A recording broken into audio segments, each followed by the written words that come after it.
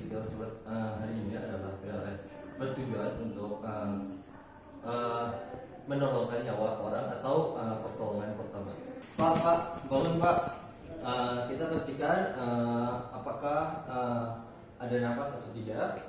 Lalu kita goncangkan kedua pasien. Pak, bangun Pak. Pada pasien ini ternyata tidak sadarkan diri. Pastikan pasien dalam lingkungan aman dan bagi penolong dan korbannya juga. Selanjutnya kita cek kesadaran pasien, apakah pasien ini sadar atau tidak. Tadi saya sudah menggunakan pasien, pada pasien ini tidak sadar. Lalu kita pasien menelpon 119. Halo, di sini ada pasien tidak menyadarkan diri dengan jenis kelamin perempuan, usianya 25 tahun. Tolong bawa alat resusitasi. Di sini kita cek pulsasi pada arteri tiroid 2 jari dengan telunjuk tangan di antara cartilago, tiroid dan sternomastoid dalam waktu 5-10 menit. Pastikan pasien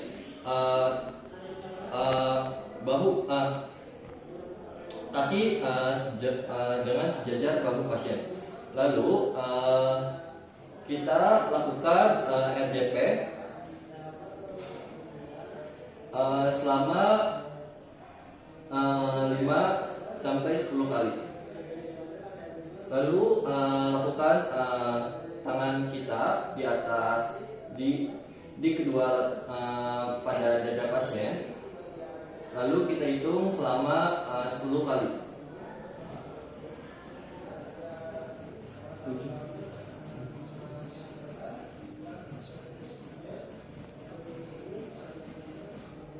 Lalu kita interupsi lagi selama 3 kali, selama 20 kali.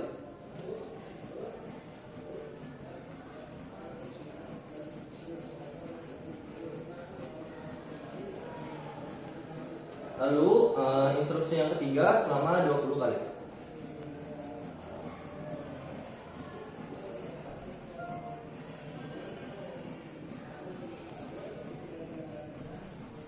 Lalu kita selanjutnya menggunakan ventilasi. Lalu kita sejajarkan ventilasi ini dengan mulut pasien.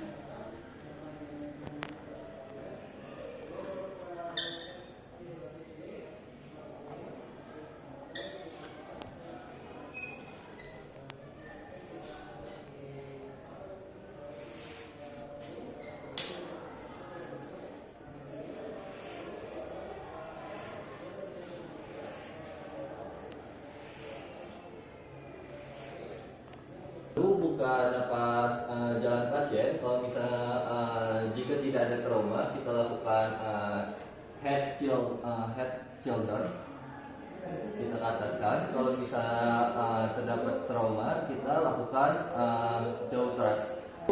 Kita lakukan ventilasi dengan menggunakan pocket mask atau menggunakan alat backpack mask.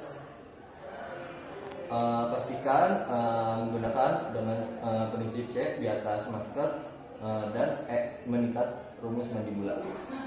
Memberikan ventilasi secara adekuat sesuai kondisi. Lakukan setelah 30 menit kompresi dan volume ventilasi cukup menyebar pada dada.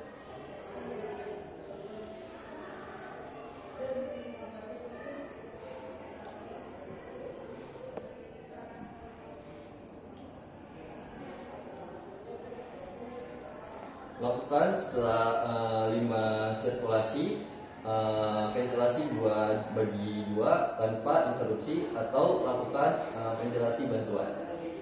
Cek pulsasi arteri tiroid dengan 2 jari, hasilnya sesuai dengan kondisi.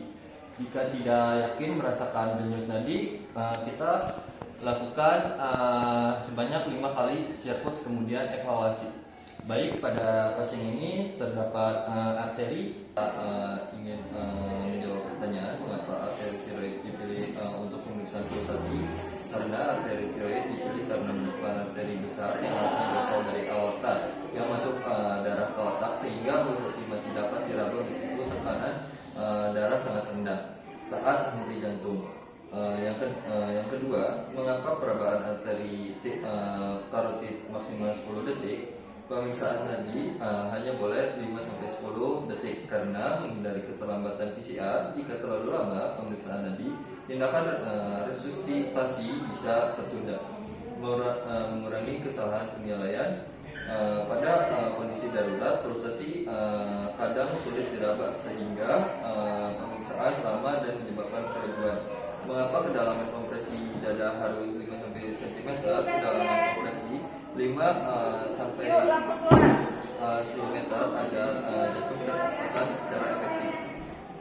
Mengapa perlu pembukaan jalan nafas? Karena nafas harus dibuka karena pada korban pasien tidak sadar.